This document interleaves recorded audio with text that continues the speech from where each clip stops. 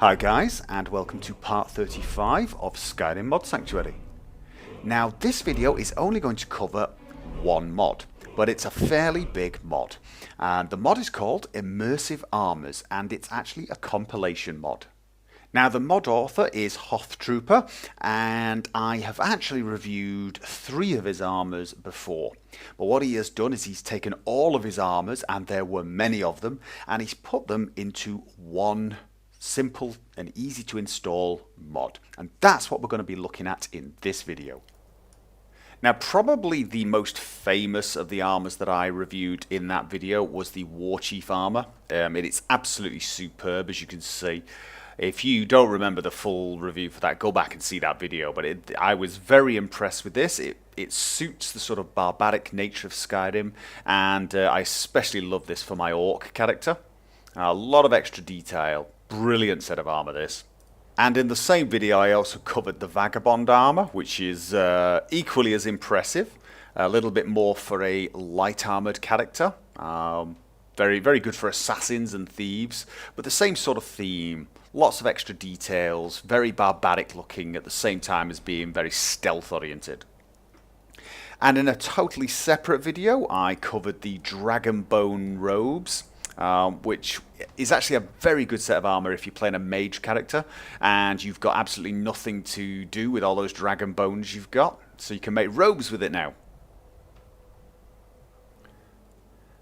But this mod contains all of his other armors, many of which I've not actually looked at yet, like this, the Akaviri Samurai armor, which is very impressive.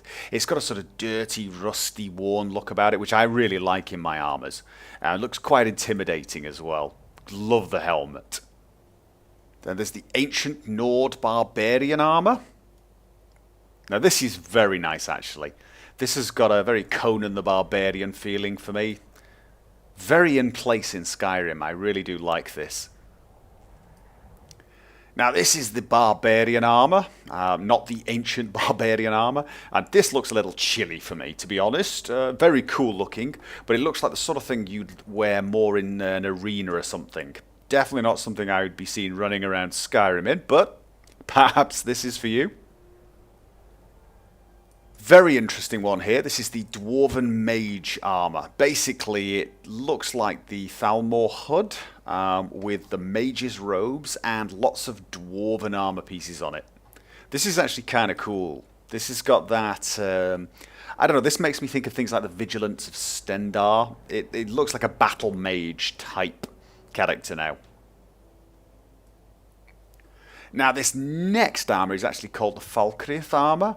However, I believe it was called the Baratheon armor when it was standalone from the Game of Thrones. And this is extremely bright and has this great logo on the back. Ours is the Fury.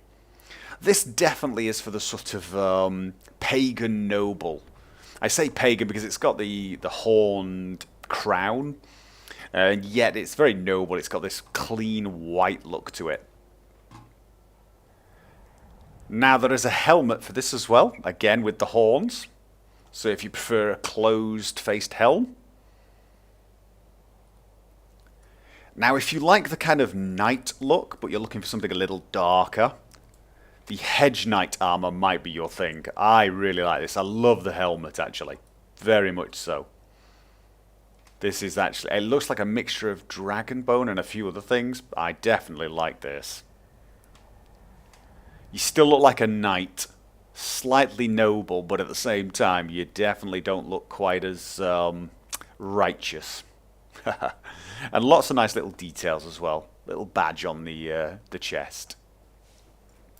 There is the Heroic Imperial armor, which has a slightly Greek look to me, but still keeping in theme with the Imperial Legion. Very heroic, actually. Definitely can imagine this as a statue. Actually, what they need to do with armor like this, you really need a spear, don't you? Now this is the mercenary armor. Definitely a sort of a mix of light armor with a little bit of steel thrown in there.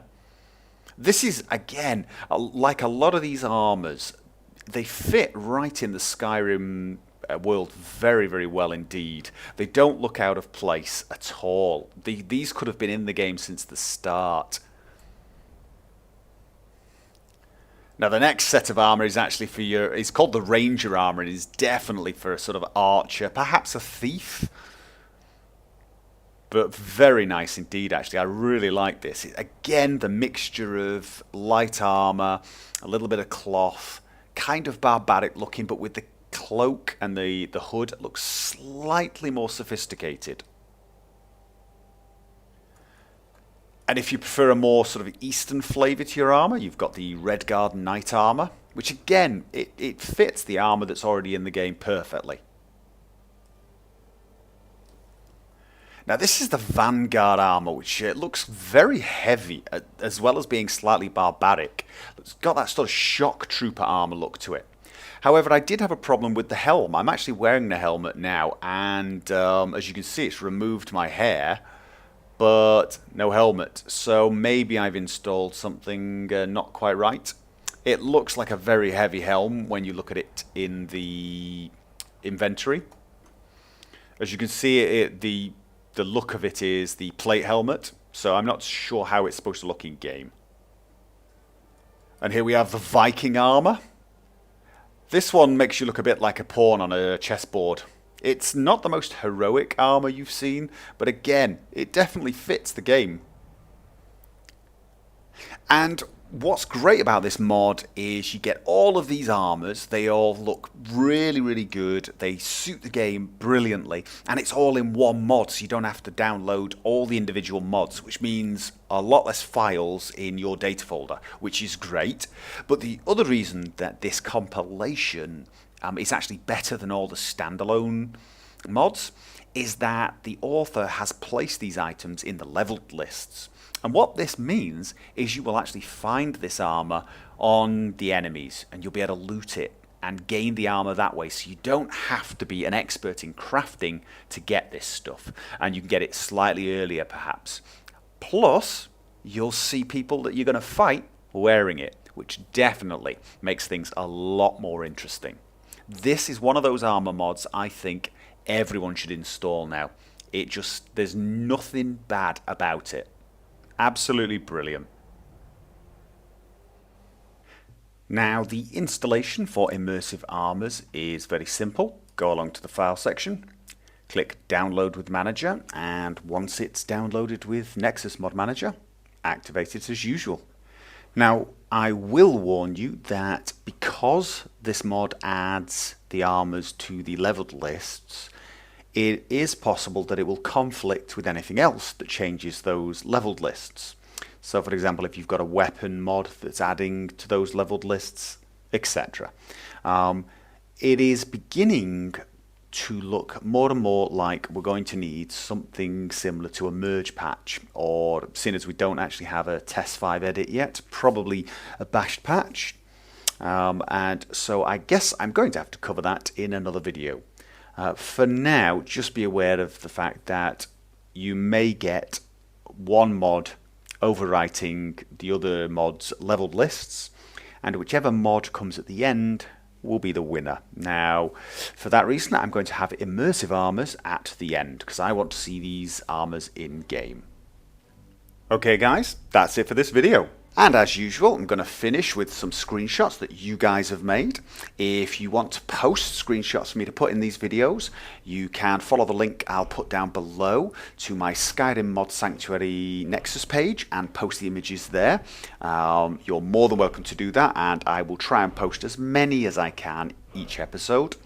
I hope you enjoyed this video, and I hope it was helpful. If it was, please click the like button. I always appreciate that. I look forward to seeing you guys on my next video, whatever that is. And until then, as always, have fun.